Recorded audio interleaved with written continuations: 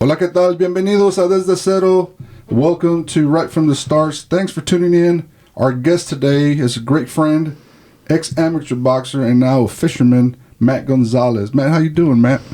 I'm doing pretty good, man. That's good to hear, man. What we do is we kind of want to get started from right from the start, and want to ask you, where were you born? I was born here in Bryan, Texas. Bryan, Texas? Yeah. And family, your parents? Well, my dad's from Mexico. My mom's from here. What's your dad's name? Jose Gonzalez. El Puma. Yeah. Everybody knows him as Puma. As Puma, right? Yeah. And your mom was born where? Here in Bryan, Texas. Bryan, Texas? Yeah. Okay. Brothers? Sisters?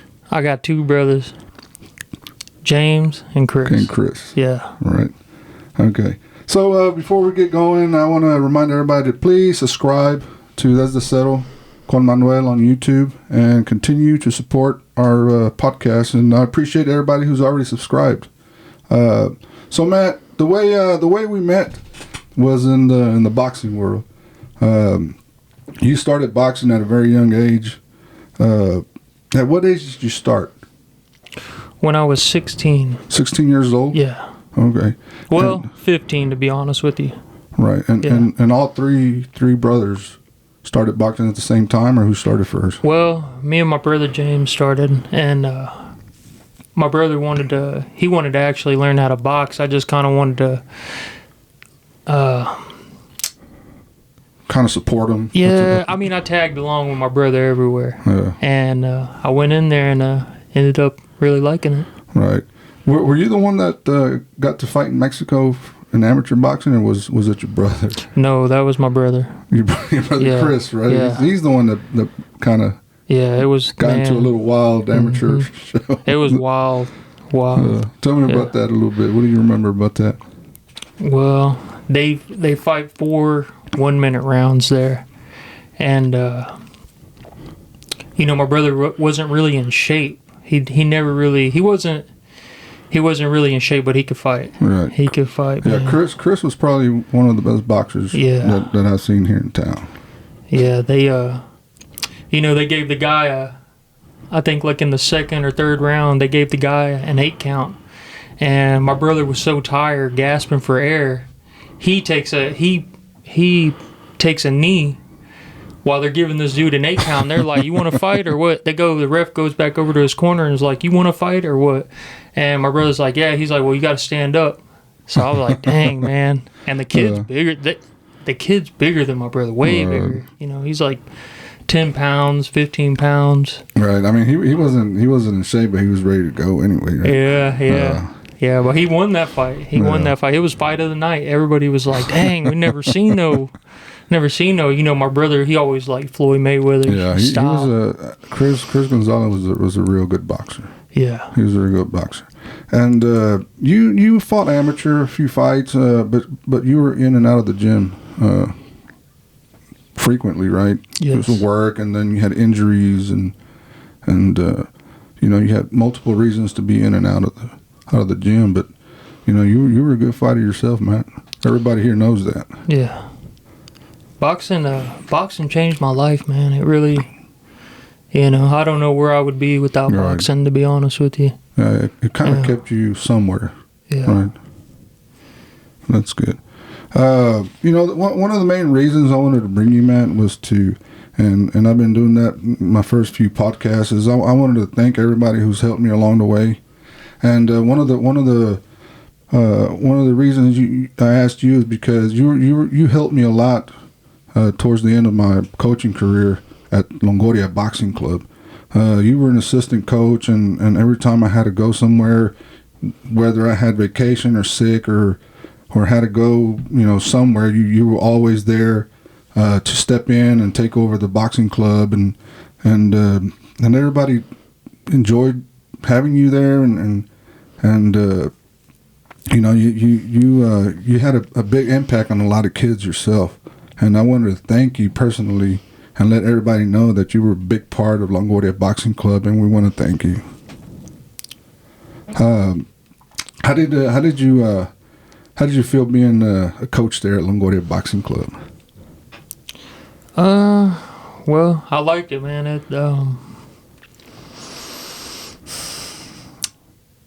Hard to say. You know? I mean, it's just something that we did, and we can't kind of explain how it feels, but you know, we enjoy it, right? Yeah. You enjoyed being there, and you know, you like coaching and you like sparring, and every time I needed help sparring, you would always step up and, hey, I got you, man. It was always, I got you. Yeah. You know, and I appreciate that. Even closing down the gym when that spooky place. Yeah. Well, boxing, you know, it changed my life as a young kid, and I saw there was a lot of young kids there, and I knew it could possibly help them. You know.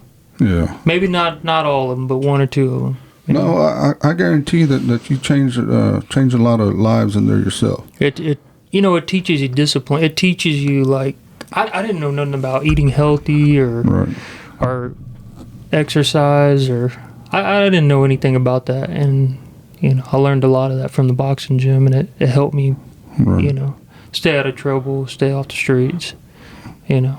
Right, and again, it's a lot of fun. It's a lot of fun. It was a lot of fun going there and seeing a bunch of kids, you know, grow up and start from the beginning, and watching these kids grow and bring back belts and championships, and you know, once they did that, they'd go on to college and become somebody, and it's a good feeling to see that, right? Yeah. So, yeah, that was having you there at Longoria Boxing Club was certainly a blast, man. And I appreciate you being there. Yeah, it was a pleasure, man. I always saw what you did for my brother. You know, I had been training for years, and you worked a little bit with my brother Chris. Right. And you know, he would always get me in a sparring match. He would always outdo me in a sparring match, and I was like, man, you know, I couldn't figure out how he did it, you know.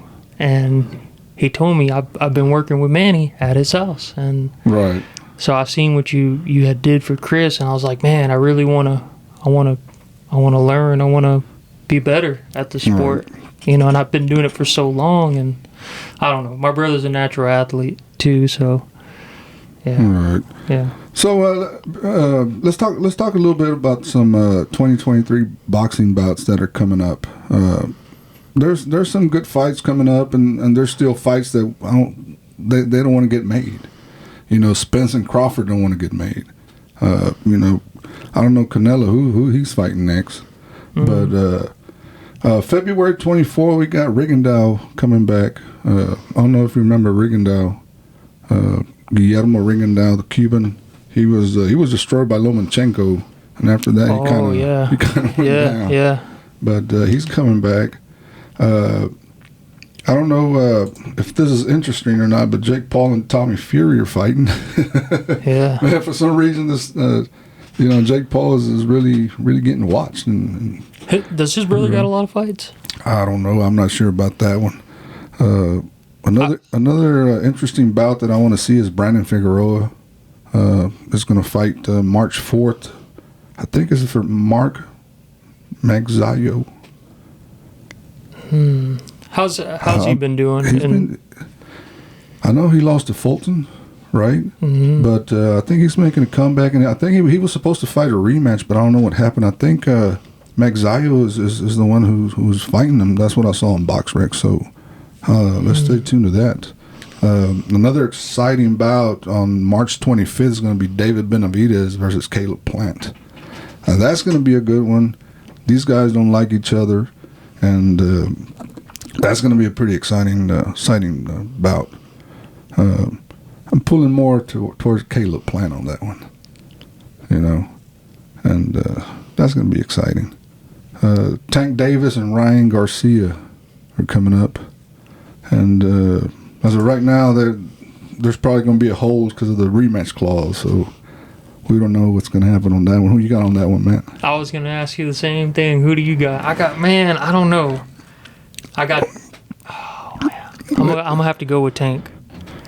Listen, to me, and I tell people, it's going to be a very good 4-round fight.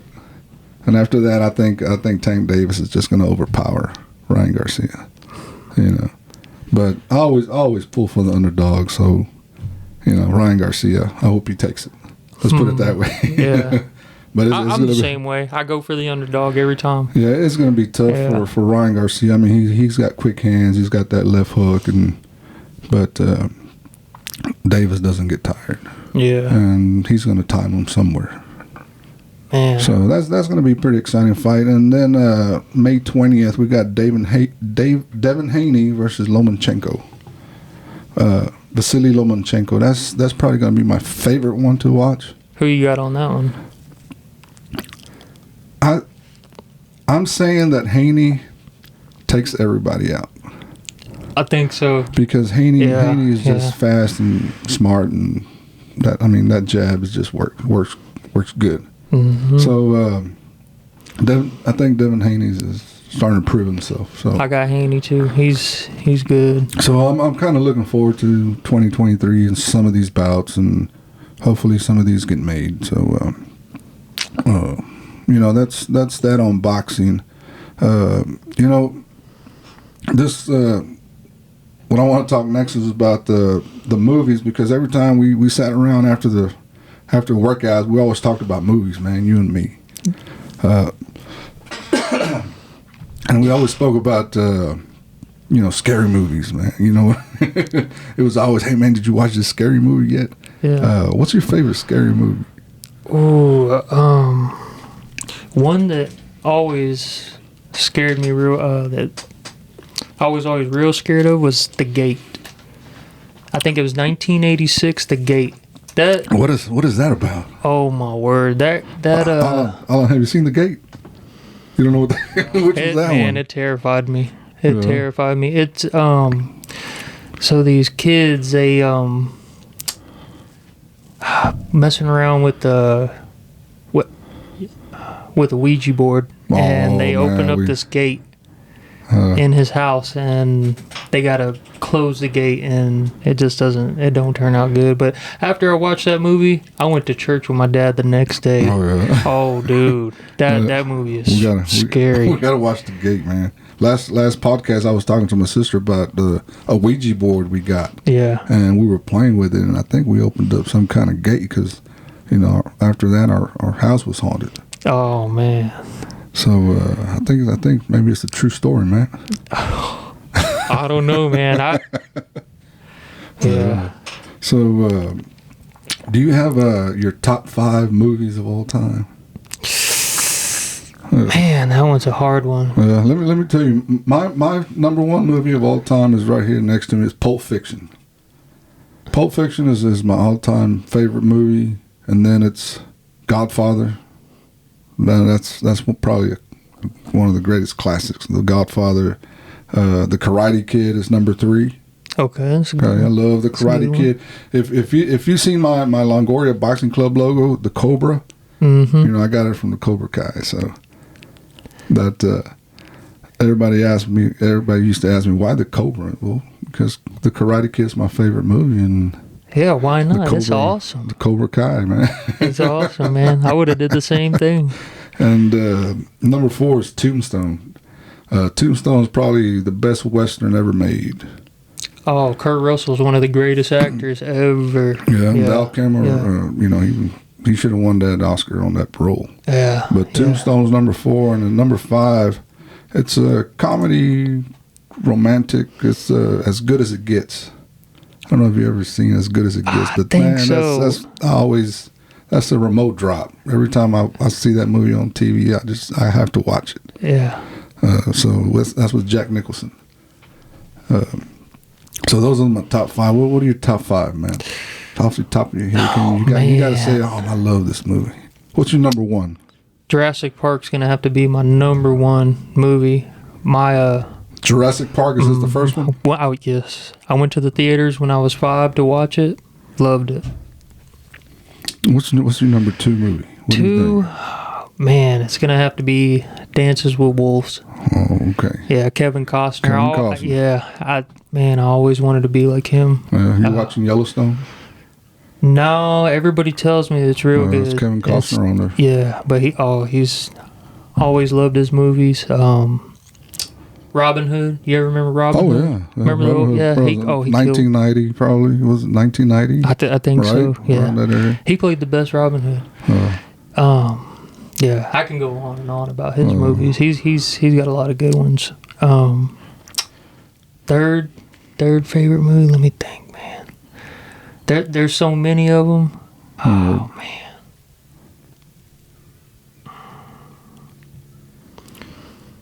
I'm gonna have. You know what? I'm gonna have to go with Avatar. They killed it. They killed. That was the first 3D movie I ever watched. Really? First 3D movie. They killed it. Yeah, really good work on that movie. Yeah, it sold a lot of at the box office. So I'm pretty sure I've never seen Avatar, the first one nor the second one. Yeah, I thought it was. It's not a lot of people are going to be into that movie, but I thought it was real cool. It was the first 3D movie I ever watched. It was IMAX, real 3D, so it was crazy when I was watching it. I was in there. Butterfly flies over my head. I literally fell out of my seat. I was like, whoa. Yeah. Right. Yeah. Speaking of scary movies, you used to tell me a ghost story from Mexico. What was that ghost story? Oh, the story about the La Llorona. Yeah. La Llorona. No, but wasn't this ghost in your hometown in Mexico? What was it? Yeah, in Pabellón de Arteaga. Yeah. Yeah. What was that story? And so all the power went out at my in town, and it was raining. So when it rains, I guess like they don't got like the electricity hooked up like right in that town. So everything went out. It was black. It was my grandma's house flooded like 3 inches of water, and inside the house, like in the living room. Like, dang, man! They said it hardly rains there. So never seen that much water there ever. All the times it's deep in the mountains too. It's like mountain. When you walk outside, there's mountains all around you. Right. But yeah, me and my cousins, we decided we were going to go to the graveyard. And it's an old graveyard. It's real old. Yeah, it just goes in a big circle, and just the oldest graves are in the middle, and it starts to kind of come outwards into a circle. Yeah. So we all decided we're gonna go over there, and we're on the way there. They're telling me about this story about La Llorona. How old were you? Oh man, were you little? Were you young? Man, I guess I was young. I was like 24, 25. So I was an adult. Yeah, I was. Yeah. But when the power goes out there, it's black, pitch black. Right. You can't see nothing. So yeah, we go over there, and my cousin's like, "Hey, let's go look at Grandpa's grave. Let's go look and let's go see his tomb where they're gonna bury him whenever he passes." So yeah, we go over to it, and I'm like, "Oh yeah," and it's like a big, it's like, what is it, it's like miniature houses, kind of, with pictures. They're big out there. Yeah. My uncle, he decides to open up. There's nobody in there though. There's nobody they got it to where you can put like 12 people in there. Right. And it's got shelves that go all the way up from the bottom to the top. And each one of my family members is going to be put in there. It's a family site. It's a full. Nobody was in there at the time, but yeah.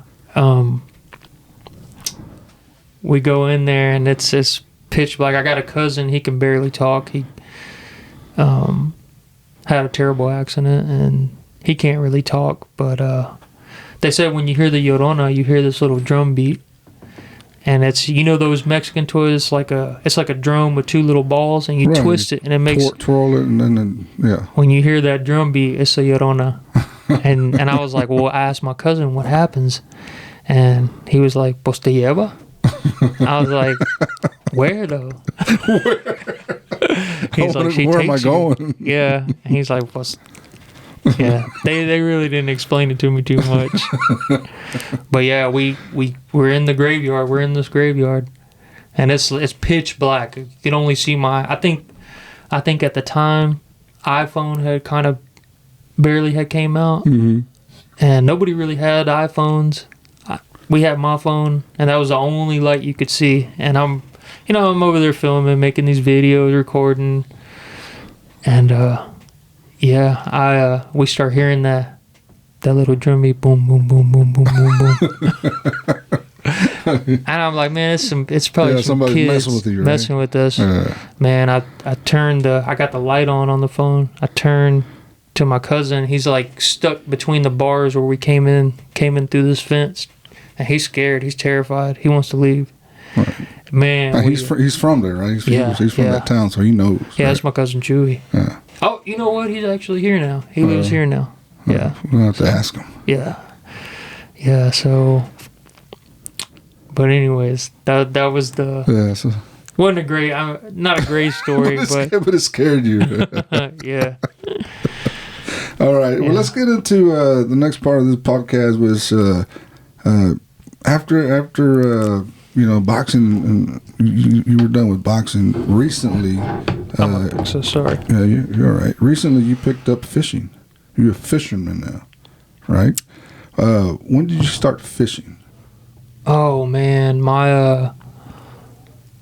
when I was 5, my Uncle Ronald gave me for my birthday, he gave me some lures. He gave me some plastic baits, and that kind of got me into fishing. It's my grandpa always fished. All my uncles fished. Man, it's always been a part of my life. Right. Yeah. So, why do you like fishing? What does fishing do to you?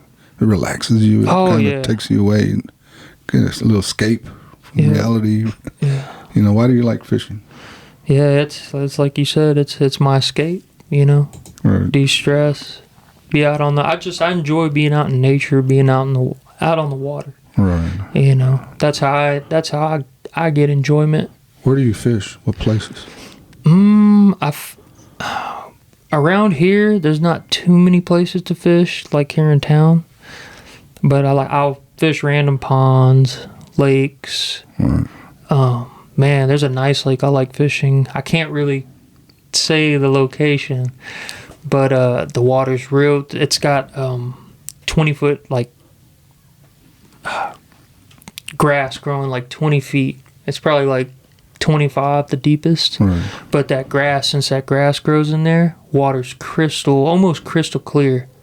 And it's you don't see lakes around here like that. Mm-hmm. And man, you can fish like stuff like these baits right here, these glide baits. The fish can visually see the bait, and when they see a big presentation like this, it draws them in. Right. It'll draw a big bass in. Right. So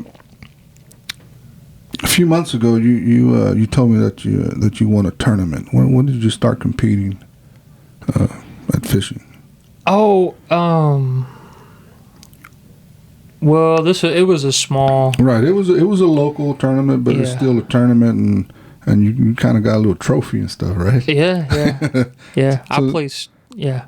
So what is the competition? I mean, how do you win a competition? What is it based on? Is it weight? Is it size?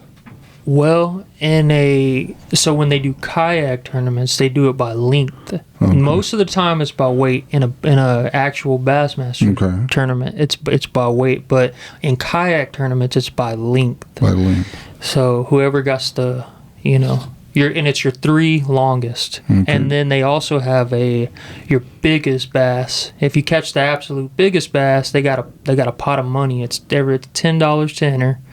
And depending on how many people enter, Right, because fishing is a big sport, right? There's sponsorships and TV deals and whatnot, right? Yeah, it's a big deal. Oh yeah. Even last year? A couple of guys got caught cheating.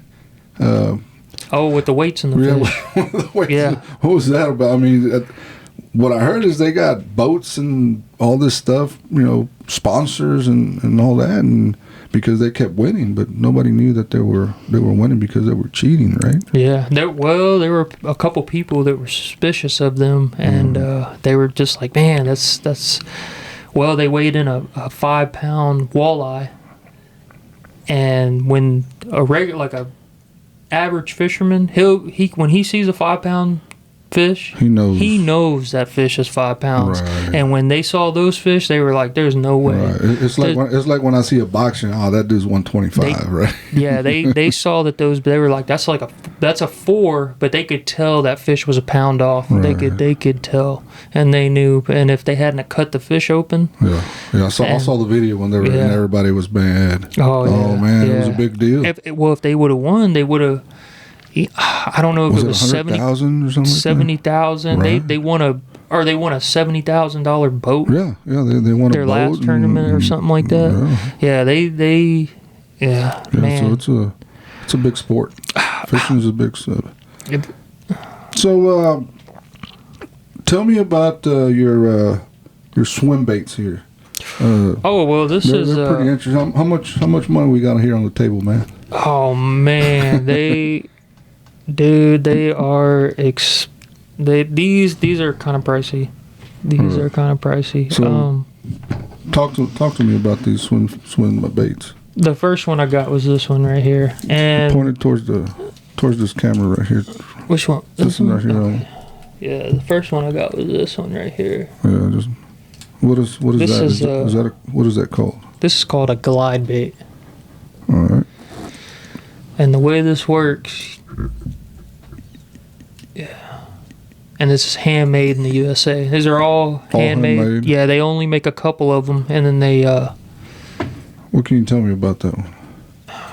Well, what kind of fish do you catch with that? These are aimed at targeting for catching big bass. You target big bass with these. Okay, and all of them. What about this one? Tell me about this one. This is so this one right here. This one is called a crank down, and it'll dive like 3 feet, 2 feet under the water. Mm-hmm. And a big bait like this, it looks like a big meal. It looks like, a bass would rather eat a big meal than have to chase around a bunch of little fish. Right. He'd rather just eat one big one. And this is, And that's supposed to mimic real. Oh yeah. Real fish, right? Well, it moves a lot of water. It's water displacement. Oh, okay. And what that does is when they see they can, through their lateral line, they know what size fish it is. They can tell in their lateral line. Even if that fish is blind, he can tell through his lateral line how big that fish is, and it's putting so much water out, like displacement, like the movement of water, that he knows this is a big meal. Right. This is a big meal. They can hear the noise and feel the noise and the vibration, probably, right? Yes. Through that lateral line, they feel it. They can feel it. And what about these other ones? What about these? Oh, this is a real popular one. This is a KGB. Yeah, put it on that. This is a KGB Chad. Or no, actually, this is the Rip Shad. There's a Chad. It looks just like one. This one's the Rip Shad. But yeah. And that one's targeted for specific fish as well? Yes. And what this one does is it with the turn of the reel handle, it'll glide. These hooks are sharp. It'll glide left, right. And then when it turns, it'll turn like that. And let's say a bass is following it. It turns like that.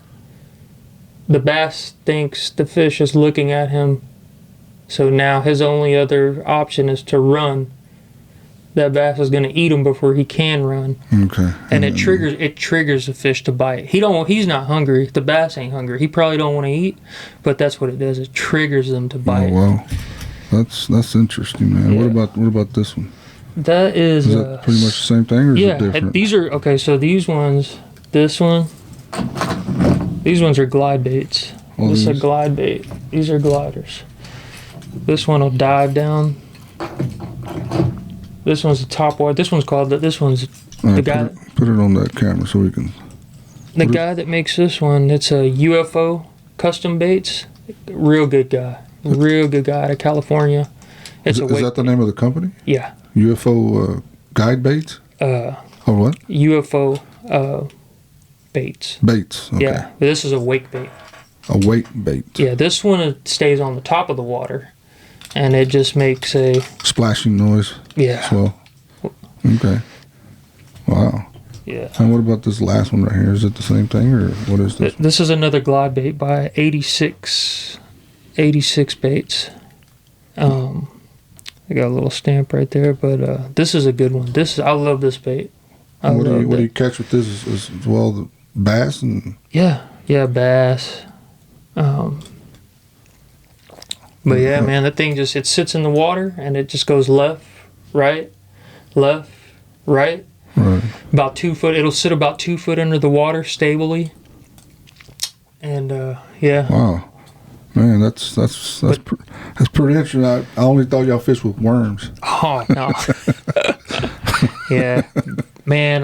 This is pretty don't get me wrong, stuff, man. Yeah, I love worm fishing, but I recently got into this glide bait. What's the biggest fish you've ever caught? Oh, man. I don't have pictures to prove it. Oh. I want to say 8. I'll be fair. Well, they said you can tell how big a bass is by the length, like an 11-pound bass is 27 inches.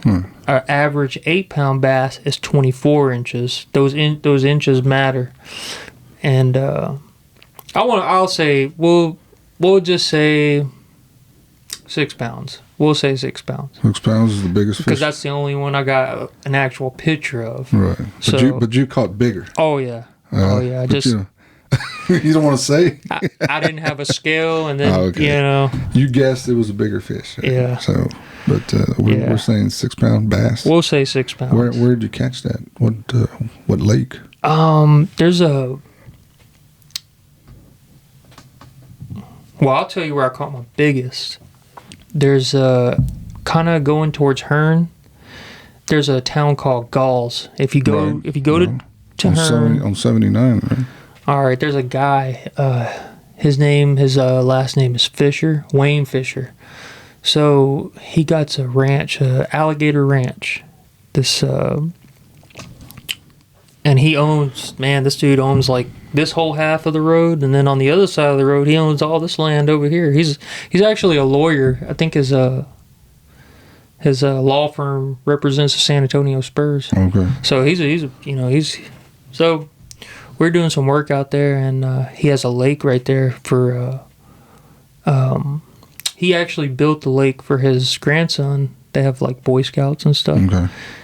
And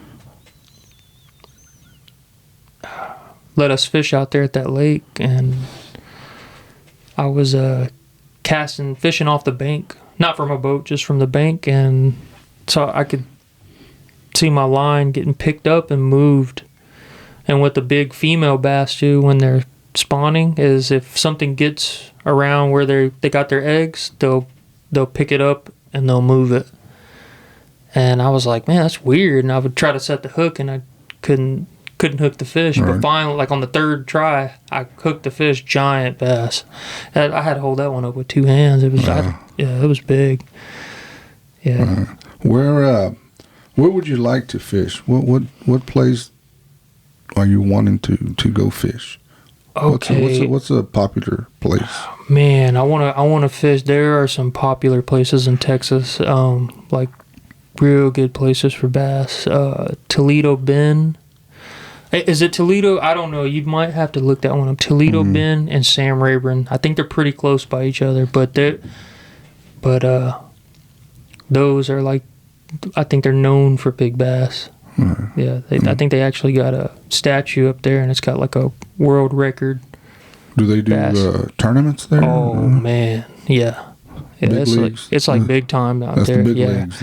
Well, man, when I get my boat, man, that's that's your goal, right? Get that boat and go out there and start doing tournaments. Right? Yeah. Start making that major league money. I think that. Well, maybe not tournaments, but that's how I'm gonna enjoy the rest of my life is being out there on my boat, fishing, enjoying nature, being out on the water. Yeah, that sounds pretty good. Yeah. Matt, that was pretty interesting, man. I was intrigued by these lures and what do you call swim baits? Swim baits. They're swim baits. Yeah. So anything else you want to add to the podcast before we go, man? Man, thank you for having me here, man.